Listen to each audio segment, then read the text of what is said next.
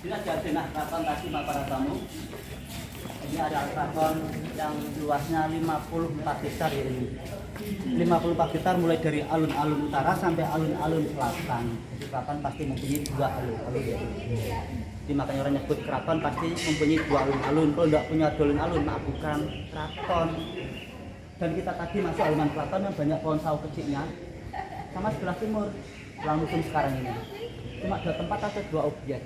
Dibandingkan dalam-dalam ini kita belum ada seberapanya, masih luas dalam belakang sana. Dan kita sekarang masuk halaman keraton, masuk ruang museum selatan. Ini ruang museum yang pertama, berisi meja-meja kursi, ada model dari Bali, ada model dari Belanda, dari Cina, dan dari Jawa asli. Bahkan simbolnya pun PBX, Paku 10. Dan berisi lukisan-lukisannya raja. Lukisan raja zaman dulu mulai Pakubono 5, 6, 7 sampai Pakubono 12. Dan di 12 kali ujung kanan ini ujung timur menjadi raja pas merdeka 1945. Dan beliau saat itu usia paling muda, yaitu 21 tahun. Beliau sudah menjadi raja, makanya raja paling ganteng cakep. Dan raja-raja yang lain kan karena masih muda. 24 meninggal, belum punya 6 selir dan punya anak 35 anak. Ini semua anak-anaknya. Dari 6 selir 35 anak. Urutan pertama 1, 2, 3 sampai terakhir 35 anak ini. Sama putra putrinya Pakubono 12. Dan raja sekarang yang ini beliau. Yang ke Pakubono 13. Dulu sebelum jadi raja, dulu gelarnya KBPH, Kanjeng Gusti Pangeran Haryo Hangabei. Kemudian sudah dinubatkan jadi raja, gelarnya SSISKS, yaitu Sahandap Sampeyan Dalem Ingkang Sinuwun Kanjeng Susuhunan Pakubono 13. Bahkan sekarang tinggal dalam keraton cuma dia sendiri sama keluarganya, yang lain-lain keluar semua. Jadi raja baru pun maaf aturan baru. Jadi kalau ketemu pun kalau ada acara tertentu baru sowan datang dalam keraton. Bahkan putra-putra raja pun ada gelarnya, laki-laki BPH Gusti Pangeran Haryo, kalau perempuan BRAY Gusti Raden Ayu itu gelar putra putri raja. Selalu ada gelarnya. Biarpun dia tinggal di luar pun tetap ada gelarnya. Dan dia punya anak atau cucu raja pun dia ada gelarnya juga. Kalau laki-laki BRN. BRN itu Bandara Raden Mas, khusus buat anak laki-laki, cucu laki-laki. Kalau perempuan Pak, perempuan BRAY Bandara Raden Ayu. Itu cucu raja. Nanti lagi meja topi lejen zamannya Pakubono 10 salah dipakai ini. Di kamar-kamar ada tundak soro-soro. Jadi ada tulisan itu mestinya Pakubono 10. Ini Pakubono 10. Foto asli nasi hitam putih. Foto zaman dulu nasi hitam putih. Ini permaisurinya beliau salah satu putri keraton dari Jogja. Dulunya anaknya Pakubono ke-6. Salah satu putri keraton Jogja diangkat permaisuri sama raja sini Pakubono 10. Zaman dulu gelarnya Kanjeng Ratu Himas itu gelar sebagai permaisuri. Dan beliau diangkat permaisuri pun usia masih muda 16 tahun. Masih begitu wajahnya. Dan lukisannya pun lukisan 3 dimensi. Bisa dari samping, depan, samping pun kayak memandangi kita. Bisa dicoba silakan. Tapi lukis apa saya tidak tahu, lukisan itu sama lukisan sekarang ada nomor HP ini.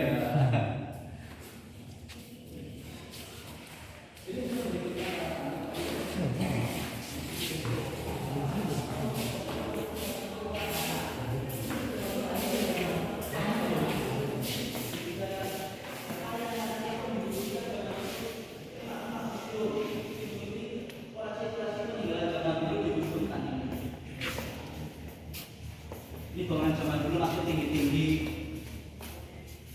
Ada buat kantoran, tempat membayar peti. Jadi zaman itu ada AC-nya pun dalamnya adem, karena tinggi-tinggi dan bahkan panjang saudara itu dari atas banyak. Ya sama kantoran sekarang AC semua. Dingin-dingin. Ada patung Dewa Ganesha. Dewa Ganesha malam banget sebagai simbol pendidikan, dewa pengetahuan, Ganesha, itu. Dan Dewa Kuwera melambangkan dewa kaya, dewa uang. Ini ada Gomberi. Gomberi di masa zamannya Pakubono kedua, zaman itu fungsinya khusus untuk mengumpulkan prajurit perang zaman dulu. Memang rata, tidak ada kontrolnya, jadi suaranya pun beda, gembreng, pecah. Kalau gong kan menggema, karena ada kontrolnya. Ini musuh berikutnya. Ini khusus ada acara pernikahan. Mulai dari panggilan busana pengantin kambing atau lolo. Jadi prosesi pernikahannya itu sama kayak kita masyarakat biasa. Yang pertama dari sini sungkeman. Sungkeman itu membantu sama orang tua. Selanjutnya pengantin putri bertemu dengan pengantin laki, dan berarti juga pengantin laki bertemu dengan pengantin putri. Dan selanjutnya saling teman, lemparin barang daun sirih. Dan selanjutnya pengantin laki menjak telur pecah calon istri membersihkan kakinya. Selanjutnya ke kanan semua, hampir mirip dengan kayak kita masyarakat biasa. Bahkan ada kacar kucur. Ini kacar kucur pun melambangkan seorang laki bertanggung jawab ngasih nafkah seorang istri. Ini kacar kucur ini, simbolnya, filosofinya. Karena fungsinya beras yaitu buat dimasak, uangnya raja buat beli kekurangannya. Ini ada khusus orang keraton orang Jawa pada pernikahan ini untuk ukuran, ini simbol kemakmuran. Ada pisang-pisang raja, ini filosofinya raja menggambarkan pengantin kan kayak rojo. Neng mong sedino didorojo karo kraton sumber hidup dilayani. Ada tegulung, artinya tegulung yang teping kalbu. Makanya udah rumah tangga sudah mantap dalam hati. Loro-lorone anak ada lagi apa janur. Nah, janur melengkung kan untuk tanda filosofinya. Jadi janur itu ngambil kata dari kata Arab. Janur, jantu surga, nur itu cahaya. Surga ini hidup rumah tangganya itu pengantin baru.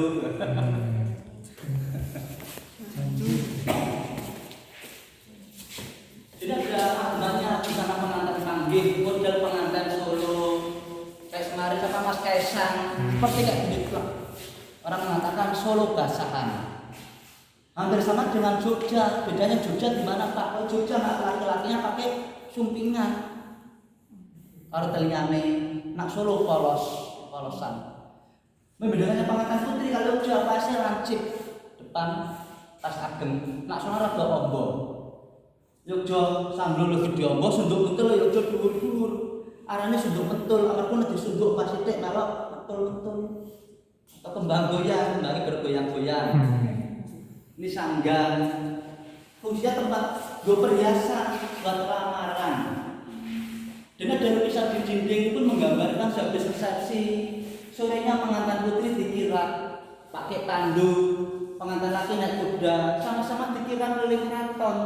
Jadi biar masyarakat biasa, biar pada tahu, biar pada ngerti bahwa si putri sudah punya suami. Mungkin kan jenenge cah saiki belum ngerti wae raja lejeng. Udah punya suami enggak boleh halal lagi. Bahkan udah punya suami aja masih jangan lejeng. Artinya ya.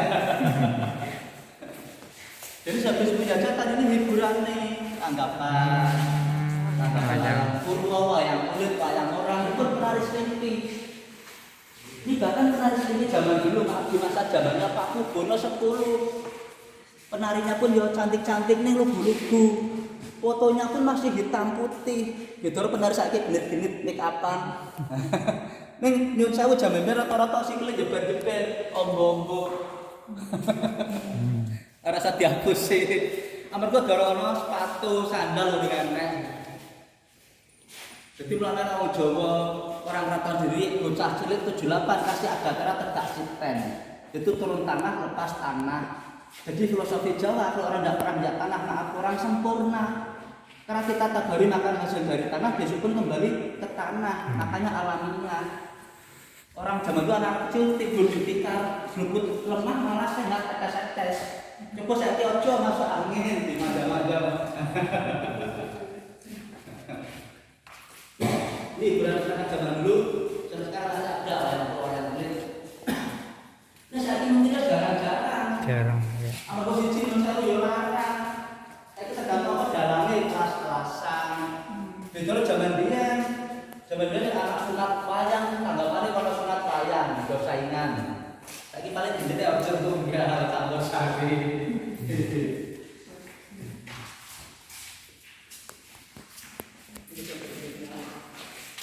Wayang beber. Ini wayang beber. pada zamannya Paku Buwono kedua. Wayang beber ceritanya kain dilukis seperti kayak gini nih. Nah, dibuka, dibeber, diputer karo cerita alon-alon. Bayangke jam beber ora enek hiburan sama sekali. Ndeleng gambar nonton senenge mboten umum. Iya bener. Belum ada. Duduk anteng. Ndeleng kok iso kaya aku, kok ana ceritane. Ya. Dadi jambean ceritane apa ngerti kabeh. Kan sange ora enek hiburan sak liya-liyane. Betul saiki ya.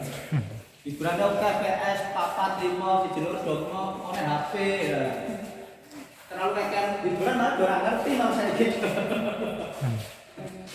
Asal jalan Kepang pedal luping. Itu hiburan masyarakat kita, topeng-topeng, buat menari topeng. Jalan Kepang pun ada, salah satunya masih ada. Kita ada senang kayu. Kalugan itu hiburan masyarakat. Kalau dulu sebenarnya masalah di Sawen, dan Sragen, Lodadi, masih. Jadi tradisi Sawen itu dari zaman dulu sudah ada. Dan gong kecil itu namanya bende. Fungsinya bende buat keliling kampung itu woro-woro. Woro-woro itu pemberitahuan, pengumuman.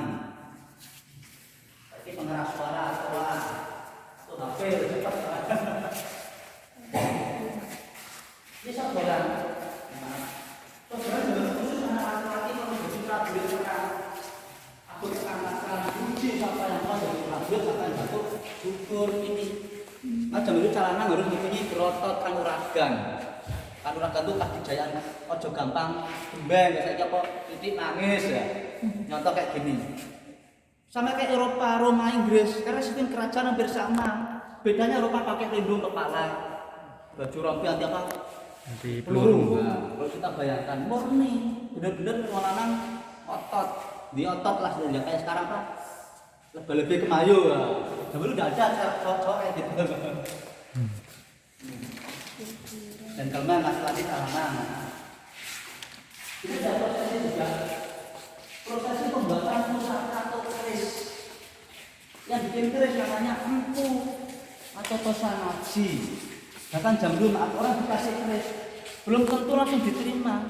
Mesti yang pertama kali tanyakan empunya siapa, empunya sinten, dipandang orang bebek atau enggak. Kalau orang enggak baik-baik ya enggak mau menerima. Jadi empu itu berpengaruh. Empu maaf ya orang biasa kayak raja, kayak dewa pun orang biasa. Neng kayak mempunyai kelebihan bukan sembarangan.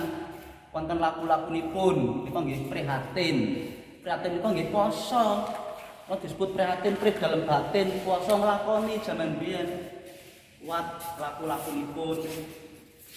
Dosa saiki pas bulan Ramadan tok do poso.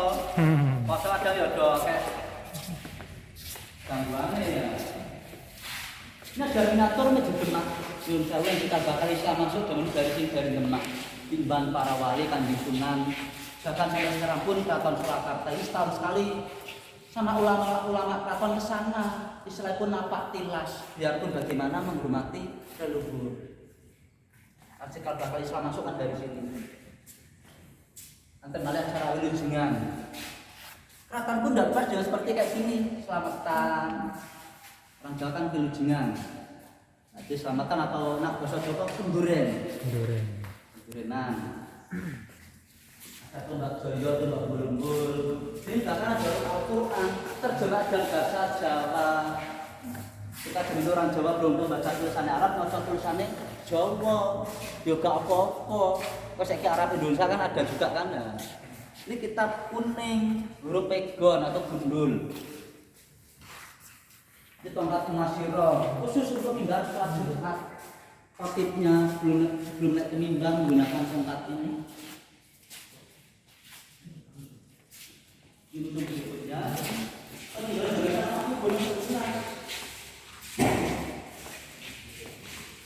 Itu ada foto lanjut di sebelah.